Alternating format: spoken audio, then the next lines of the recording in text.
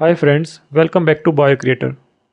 आज इस वीडियो में हम नंबर्स करने वाले हैं कि पाइथन में नंबर्स क्या होते हैं।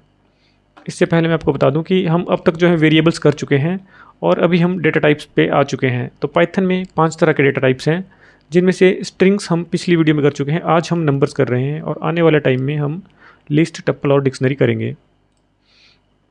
तो नंबर जो है ये भी एक डेटा टाइप है पाइथन में, और न्यूमेरिक डेटा को रिप्रेजेंट करने के लिए इनका यूज़ किया जाता है। तो जो डिफरेंट टाइप हैं नंबर के, वो हैं इंटीजर, फ्लोटिंग पॉइंट और कॉम्प्लेक्स नंबर्स। तो आज की आउटलाइन है जो हम करने वाले हैं। इंटीजर्स जो है हमारे पास होल नंबर्स होते हैं, जिसमें कि पॉजिटिव और नेगेटिव भी हो सकते हैं, जैसे कि 1, -1 या 2, 3, 5। ये सारे इंटीजर्स होते हैं, बस इनमें डेसिमल नहीं होना चाहिए कि 1.5। जैसे ही कोई नंबर हमारे पास पॉइंट में आ जाता है फिर, तो वो फ्लोटिंग पॉइंट हो जाते हैं, जैसे 1.5, 2.9। इस तरीके से कोई भी वैल्यू आएगी तो वो फ्लोटिंग में हो जाएगी। और कॉम्प्लेक्स नंबर में एक हमारे पास होता है रियल नंबर, जैसे कि 5। फिर एक अगर मैं एग्जांपल लूँ, 5 + 0j, तो 5 जो है वो तो रियल नंबर होगा, लेकिन प्लस के बाद 0 और j, उसका क्या मीनिंग है? ये होता है इमेजिनरी पार्ट उसमें। कॉम्प्लेक्स नंबर जो है ये साइंटिफिक कंप्यूटिंग में यूज़ किए जाते हैं, फिजिक्स मैथमेटिक्स में यूज़ होता है इसका। और हम इन पे जो है ज़्यादा डिस्कस नहीं करने वाले हैं अभी, क्योंकि हमारा काम इंटीजर और फ्लोटिंग पॉइंट से ही चल जाता है। जब हमें इसकी ज़रूरत होगी तो हम इस पे एक सेपरेट ट्यूटोरियल करेंगे। तो इनके बारे में हम वेरिएबल बना के कोड भी करेंगे, और उसके बाद हम इनके ऊपर कुछ ऑपरेशंस लगाएंगे कि दो वैल्यूज़ को प्लस कैसे करते हैं पाइथन में, उसकी सब्सट्रैक्शन कैसे होती है, मल्टीप्लिकेशन कैसे करी जाती है, डिवीज़न क्या होता है, फ्लोर डिवीज़न क्या होता है, मॉडुलस क्या होता है, और एक्सपोनेंशियल पावर अगर कैलकुलेट करनी हो तो किस तरीके से करी जाती है। फिर लास्ट में हम कन्वर्जन कर देंगे कि किसी इंटीजर को फ्लोट में कैसे कन्वर्ट किया जाता है, या फ्लोट को इंटीजर में कैसे किया जाता है, इंटीजर को कॉम्प्लेक्स में कैसे कर सकते हैं, कॉम्प्लेक्स को फ्लोट में। इस तरह का जो कन्वर्जन है इसके बारे में हम जानेंगे। और ये टॉपिक यूज़ कहाँ पे होता है? तो देखिए, जितना भी हमारे पास डेटा होता है उसको अगर एनालाइज करना चाहते हैं हम, तो वो न्यूमेरिक फॉर्म में होना चाहिए। उसके बाद ही हम उसके ऊपर स्टैटिस्टिक्स लगा सकते हैं या ग्राफ्स प्लॉट कर सकते हैं। तो जब हम मेज़रमेंट करते हैं तब भी हमारे पास नंबर्स होते हैं। मेज़रमेंट में जैसे लेंथ आ सकती है, टेम्परेचर आ सकता है, ये सारी चीज़ें मेज़रमेंट्स होती हैं। ट्रैवल, जैसे गूगल मैप्स हम यूज़ करते हैं तो वहाँ पे ट्रैवलिंग डिस्टेंस आता है एक सिटी से दूसरे का, और वहीं ये भी बताता है कि कितने टाइम में हम इस डिस्टेंस को ट्रैवल कर लेंगे। वहाँ भी सारी मैथमेटिक्स लगती है। तो वो मैथमेटिक्स भी तभी लग पाएगी जब नंबर्स का हमें पता होगा, और कोड तभी कर पाएंगे जब न्यूमेरिक डेटा टाइप का पता होगा हमें पाइथन में। फिर गेम की डेवलपमेंट है। अगर आप लोगों ने एंग्री बर्ड नाम की गेम खेली होगी तो उसमें पता है कि एक बर्ड को थोड़ा पीछे खींचना पड़ता है, फिर वो एक प्रोजेक्टाइल मोशन में आगे जाता है। तो वो किस एंगल से दूर जा रहा है और कहीं कहाँ जाके वो स्ट्राइक करेगा, वो सारी चीज़ें न्यूमेरिक फॉर्म में होती है, वो सारी कैलकुलेशंस बैकग्राउंड में, और फिर हमें फ्रंट में वो व्यू दिखाई दे रहा होता है। तो गेम के डेवलपमेंट में भी इसकी ज़रूरत पड़ती है।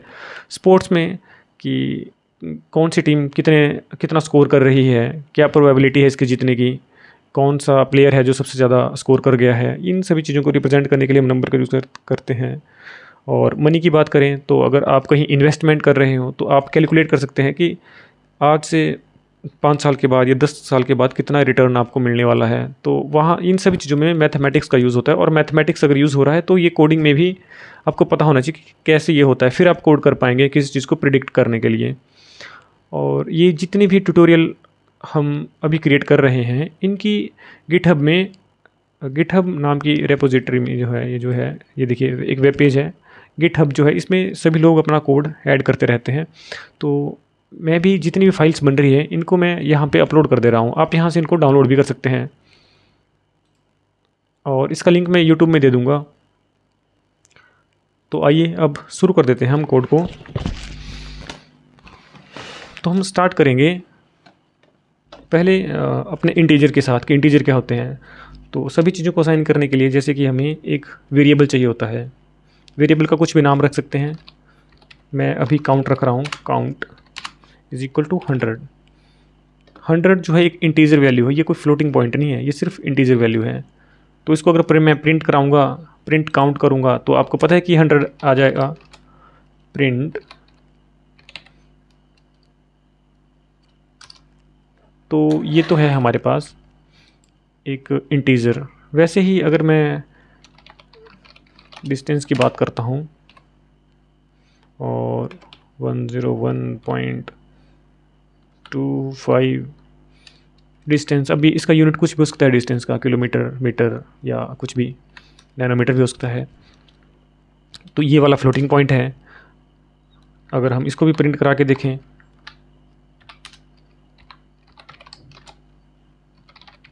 तो ये एज इट इज़ ही प्रिंट हो जाएगा, सॉरी। और अगर आप यहाँ पे ना टाइप लिखेंगे TYPE कि जो हमारा काउंट नाम का वेरिएबल है इसका टाइप क्या है, ये चेक करना है आपको अगर, तो आपको यहाँ पे टाइप लिखना पड़ेगा। जैसे मैं इसको प्रिंट कराता हूँ तो ये बोल रहा है ये इंटीजर है, हम यहाँ भी टाइप लिख सकते हैं। तो ये देखिए जो डिस्टेंस नाम का वेरिएबल है ये फ्लोट में आ चुका है हमारे पास। अब एक और चीज़, हम चाहें तो मल्टीपल वैल्यूज़ को एक ही लाइन में साइन कर सकते हैं, जैसे कि A, B, C is equal to 1, या मैं इसको 10 लिख देता हूँ, 10, 25 या 2 रख देते हैं इसको, ताकि इजी रहे बाद में कैलकुलेशंस के लिए। और C जो है हम चाहें तो उसमें स्ट्रिंग भी दे सकते हैं। अभी अगर मैं प्रिंट कराना चाहूँगा, अगर मैं A प्रिंट कराता हूँ तो आपको क्या लग रहा है ये सारी वैल्यूज़ आएंगी? नहीं, A को फर्स्ट वैल्यू आएगी यानी कि 10, और B में 2 असाइन हो चुका है और C में अंकित नाम का वेरिएबल असाइन हो चुका है। तो मैं अगर इसको C कर देता हूँ तो यहाँ पे हमारा स्ट्रिंग जो है उसकी वैल्यू आ चुकी है। वहीं अगर इसमें भी हम टाइप लिखते हैं, टाइप जानना है हमें इसका, तो टाइप लिखा है और ये बता रहा है कि स्ट्रिंग है। तो हमने इंटीजर को असाइन किया है, फ्लोट को असाइन किया है। अभी हम असाइन कर लेते हैं एक कॉम्प्लेक्स नंबर को, जैसे कि कॉम्प्लेक्स नंबर जो होगा हमारा, जैसे कि 5+, मैंने आपको एग्जांपल दिया था 0J। इसको मैं रन करूँगा डायरेक्ट, सॉरी हमें रन में ना प्रिंट लिखना पड़ेगा प्रिंट कराने के लिए, प्रिंट कॉम्प्लेक्स। तो ये जो कॉम्प्लेक्स नंबर की वैल्यू है ये हमारे पास प्रिंट हो चुकी है। अगर मैं इसका टाइप देखता हूँ तो TYPE, तो ये बता रहा है कि ये कॉम्प्लेक्स नंबर है हमारा, कॉम्प नाम का ये जो वेरिएबल है इसके अंदर कॉम्प्लेक्स नंबर की वैल्यू है। तो अभी हम जो है अपना पहला पार्ट पूरा कर चुके हैं इस वीडियो का। इंटीजर हमने देखा, फ्लोटिंग पॉइंट भी हमने देखा जो कि पॉइंट्स में है, और फिर हमने कॉम्प्लेक्स नंबर भी देखा है। अब जो ज़रूरी चीज़ आती है वो है हमारे अर्थमेटिक ऑपरेशंस जो हम इसके ऊपर लगाएंगे। सबसे पहले एडिशनल करते हैं। इसकी मान लीजिए हमारे पास कोई वेरिएबल है Z नाम का, Z इज़ इक्वल टू, और मैं इसमें लिखता हूँ 5+2 और मैं प्रिंट करा देता हूँ। तो प्रिंट में क्या आएगा सोचिए, क्या आपको लगता है कि ये प्रिंट में 5+2 दे देगा? ये प्रिंट में 5 और 2 का सम करके देगा। तो हमारे पास 7 आ चुका है। कोडिंग में हम डायरेक्ट नहीं लिख रहे होते हैं इन वैल्यूज़ को, बहुत बार हमें टाइप करना पड़ता है वेरिएबल का नाम, जैसे कि ए हमारे पास 10 है यहाँ पे, फिर मैंने इसको बोला है A+B की वैल्यू 2 है हमारे पास। अब मैं इसको B लिखना पड़ेगा। B की वैल्यू जैसे मैं इसको रन करता हूँ तो 12 आ चुका है, 10+2। ये जो सेल है इसमें जितने भी वेरिएबल्स हैं अभी हमारे जुपिटर नोटबुक की मेमोरी में ये सब आ चुका है। तो ये जो हम असाइन कर चुके हैं वो हम नीचे वाले सेल में भी यही वैल्यू रहेगी जब तक कि हम इसको एक नई वैल्यू असाइन ना कर देंगे। जैसे कि अगर मैं A को कर देता हूँ यहाँ पे 11, अब हमारी आउटपुट क्या आएगी, ये देखिए 13 हो। अभी A की वैल्यू जो है 11 हो चुकी थी, तो ये 11 प्लस B की वैल्यू 2 थी, तो 11 + 2 13 हो गया है। खैर हम इसको 10 ही रहने देते हैं अभी। तो ये हमने देख लिया इसमें कि एडिशन कैसे होता है। अब एक काम करते हैं, इसके अंदर एक स्ट्रिंग दे देते हैं हम, जो स्ट्रिंग हम जैसे हम ऊपर स्ट्रिंग दे रहे थे ना किसी नाम का स्ट्रिंग, वैसे ही मैं यहाँ पे लिख देता हूँ सम और प्रिंट करा देता हूँ। तो जब हमारी आउटपुट आएगी तो हमें पता लग जाएगा कि हमने किसी चीज़ का सम कराया है, और सम होने के बाद जो हमारी वैल्यू है वो 12 आई है। तो प्रिंट के अंदर चाहे तो हम वेरिएबल दें या डायरेक्ट हम एक नया स्ट्रिंग भी इसके अंदर दे सकते हैं। तो स्ट्रिंग की वैल्यू जो भी होगी वो एज इट इज़ ही प्रिंट हो जाएगी, और जो वैल्यू हमारे वेरिएबल की होगी वो पूरी कैलकुलेशंस के बाद होगी। वेरिएबल में जो भी वैल्यू आएगी वो प्रिंट हो जाएगी हमारे पास। तो ये हमारे पास एडिशन हो गया है। अब हम सबट्रैक्शन करते हैं।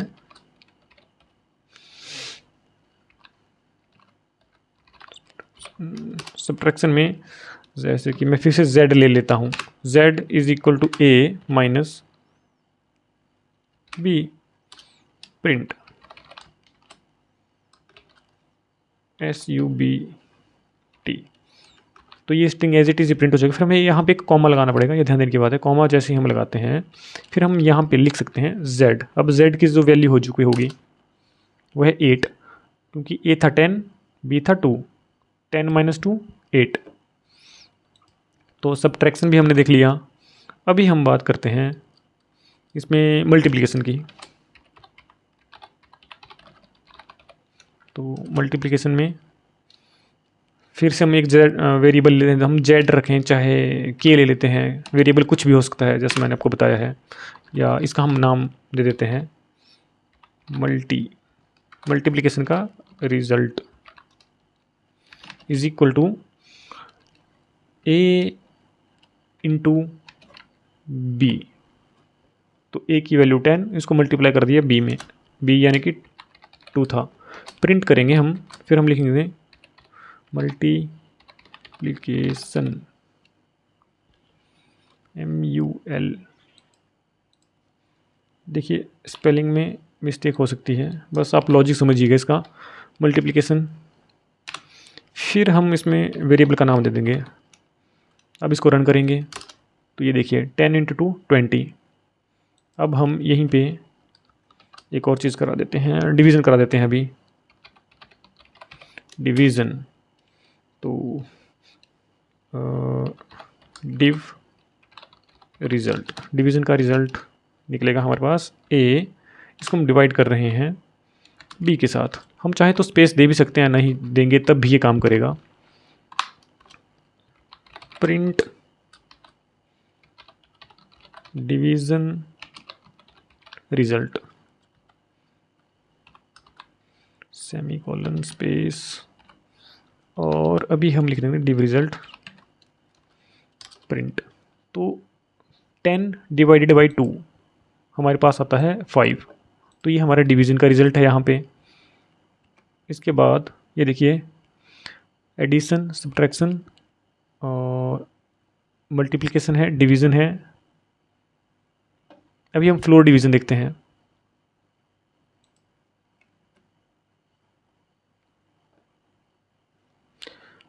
फ्लोर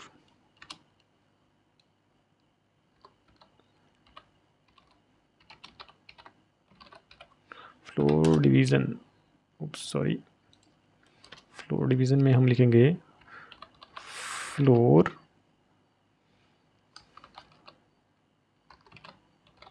रिज़ल्ट ए। जब हमें फ्लोर करना होगा तब हमें डबल डिवीज़न लगाना है। डिवीज़न का साइन 2 टाइम्स चाहिए हमें। ये देखिए यहाँ पे जैसे मैंने बताया है आपको, फ्लोर डिवीज़न में 2 टाइम्स ये चाहिए। और मैं इसको बी में करूँगा तो हालांकि ये तो नॉर्मल डिवीज़न की तरह वैल्यू देगा हमारे पास। फ्लोर डिवीज़न, सॉरी, ये तो 5 दे दिया इसने पूरा, लेकिन हमें यहाँ पे कोई और वैल्यू ले लेनी है। जैसे कि हम यहाँ पे ले लेते हैं b की वैल्यू, b वैल्यू की जगह हम यहाँ पे लिखते हैं 3। अब इसको प्रिंट कराता हूँ मैं, वेट 2.5। ओके 10 इससे भी डिवाइड हो रहा है 3.5। ओके एक्चुअली हो क्या रहा है कि जैसे ही मैं ए जो है हमारे पास 10 है ना, तो 10 को जैसे मैं डिवाइड करा रहा हूँ 3 के साथ, तो ये देखिए हमारे पास वैल्यू क्या आनी चाहिए थी, वैल्यू आनी चाहिए हमारे पास 3.33 करके, लेकिन हमारे पास 3 आ रहा है। तो फ्लोर डिवीज़न में क्या होता है, जो पॉइंट के बाद की वैल्यू होती है वो सारी रिमूव हो जाती है, हमें पहला ही नंबर मिलता है फ्लोर डिवीज़न में। इसलिए ये यहाँ पे 3 प्रिंट हो रहा है, ना कि 3.33। तो जब हमें वैल्यूज़ को प्रिंट कराना हो इस तरीके से कि हमें वैल्यूज़ पॉइंट में नहीं चाहिए, हमें सिर्फ फर्स्ट नंबर चाहिए, फिर पॉइंट में चाहे 3.9 हो या 3.1 हो, हमें सिर्फ फर्स्ट नंबर चाहिए, तो फिर हम उसको डिवीज़न के 2 साइन लगाते हैं और हम इसको कहते हैं फ्लोर डिवीज़न। अगर आपको कन्फ्यूज़न है तो यहाँ देखिए a इज़ इक्वल टू, मैंने a की वैल्यू 10 रखी है और b की वैल्यू अभी मैं b नहीं लेता हूँ, b हमारे पास पहले से है, तो c ले लेता हूँ। c है प्रिंट, सॉरी हमारे पास डिवीज़न जब मैं नॉर्मल करा रहा हूँ तब देखिए कैसा रिज़ल्ट आता है हमारे पास, a डिवाइडेड बाई c, ये हम डिवाइड करा दे रहे हैं। अभी हमें डिव का रिज़ल्ट जो देखना है वो यहाँ पे आ जाएगा, प्रिंट मैंने इसको कराया, तो देखिए जब हम नॉर्मल डिवीज़न कराते हैं तो 3.33 करके ये वैल्यूज़ आ रही हैं हमारे पास। लेकिन जब हम फ्लोर करना चाह रहे हैं तो a divided by double, 2 bar use करना है हमें, print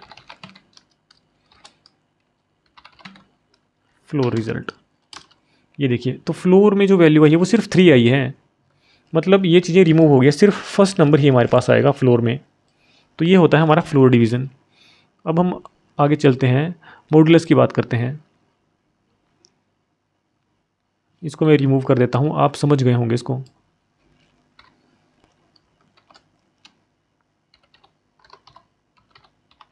modulus MOD, modulus result, तो a divided by, sorry a, ये मॉडुलस के लिए हम परसेंट का यूज़ करते हैं, percent b, print mod result, mod result आ चुका है हमारे पास, MOD मोड रिजल्ट प्रिंट। तो हमारे पास मॉडुलस का मतलब होता है कि रिमाइंडर वैल्यू जो हमारे पास होती है, जैसे कि अगर हमें 2 को 10 से डिवाइड कर रहा हूँ तो हमारे पास 0 बचता है। ये देखिए अगर मैं 2 को डिवाइड करता हूँ, और सॉरी 10 को डिवाइड कर रहा हूँ मैं 2 के साथ, तो जो हमारे पास, ये देखिए 1 मिनट में आपको बता देता हूँ ढंग से अगर आप भूल चुके हैं।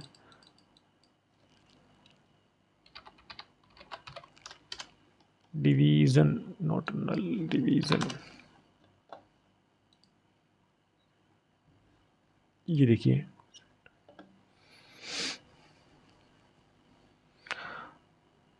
तो ये हमारा डिवीज़र होता है जो कि हमने 2 लिया है वहाँ पे, और जो डिविडेंट है वो हमने 10 लिया हुआ है वहाँ पे।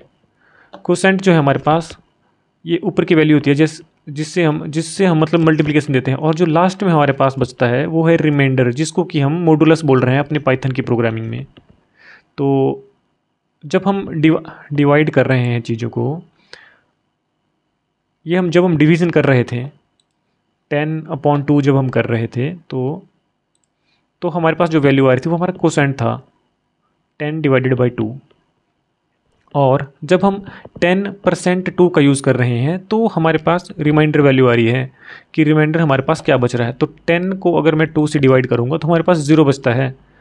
ये नॉर्मल डिवीज़न है इसलिए कोसेंट दे रहा है हमारे पास। और ये देखिए ये सॉरी परसेंट का यूज़ करेंगे, अब हमारे पास जो रिमाइंडर बचता है वो 0 बचता है, क्योंकि 2 जो है कम्प्लीटली डिवाइड कर देता है 10 को। जुपिटर नोटबुक में आप इस तरह से भी कैलकुलेशन कर सकते हैं, लेकिन हमें इस तरीके से नहीं करना है, ये सिर्फ बताने के लिए था। तो मोड का रिज़ल्ट हमारा 0 आया है। अगली जो चीज़ है हमारे पास वो है एक्सपोनेंशियल, ठीक है।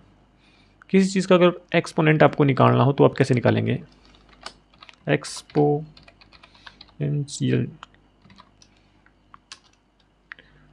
EXP result. तो 10 का एक्सपोनेंशियल 10 को अगर मैं 10 की पावर में 2 लिखूंगा तो क्या आएगा? पावर में करने के लिए हमें डबल स्टार का यूज़ करना है। सिंगल स्टार का यूज़ जब हम करते हैं तो वो मल्टीप्लिकेशन होता है, तो वो 10 × 2 होता है।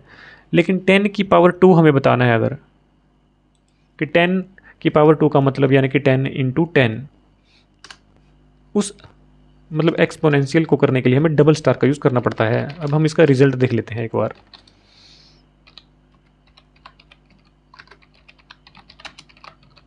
Exponential result comma exponential result. तो 10 × 10 करने पे हमें 100 मिलता है। या जैसे हमारे पास हम ए और बी कर रहे थे ना तब से, तो ए की वैल्यू हमारे पास 10 थी। या हम एक काम करते हैं, जैसे बी की वैल्यू हमारे पास 2 है, अब मैं इसमें स्टार स्टार लगा देता हूँ और एक वेरिएबल असाइन करता हूँ यहाँ पे सी नाम का, जिसकी वैल्यू है 4। ये एक और वेरिएबल है, तो बी स्टार स्टार सी, यानी कि बी के एक्सपोनेंट में सी आ गया है। बी की वैल्यू है 2, जो कि हमने डिफाइन कर चुके हैं हम यहाँ पे। बी की वैल्यू 2, सी की वैल्यू मैंने यहाँ असाइन कर दी है 4। तो 2 की पावर 4 कितना होता है, कैलकुलेट करिए खुद से। ये देखिए ये आ चुका है 16, यानी कि 2 की पावर 4, सी की वैल्यू 4 है क्योंकि, तो ये 16 होता है। 2 × 2 × 2 × 2, ये आता है 16। तो आज का ट्यूटोरियल हमारा यहाँ तक, हमारा ट्यूटोरियल कंप्लीट हो गया। पहला हमने कर दिया था, दूसरा भी हमने कर दिया है हमारा सब टॉपिक। अब तीसरा सब टॉपिक है हमारा कन्वर्जन। कन्वर्जन कैसे किया जाता है डेटा टाइप्स के बीच में। तो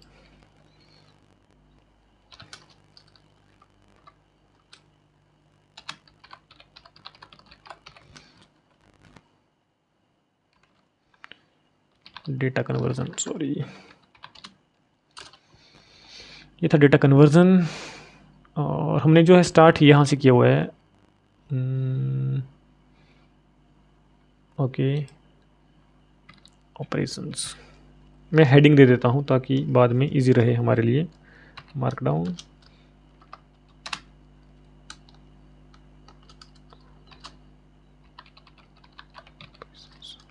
ये अर्थमेटिक ऑपरेशंस है हमारे पास, और ये है हमारे पास डेटा टाइप्स।